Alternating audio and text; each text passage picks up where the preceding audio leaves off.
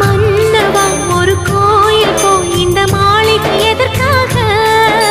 தேவியே என் ஜீவனே இந்த ஆலயம் உனக்காக.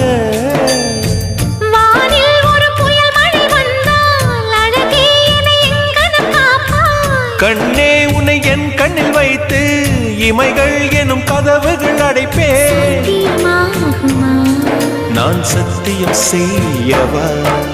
தொடு தொடுவெனவே வானவில் என்னை தூரத்தில் அழைக்கின்ற நேரம். Uva,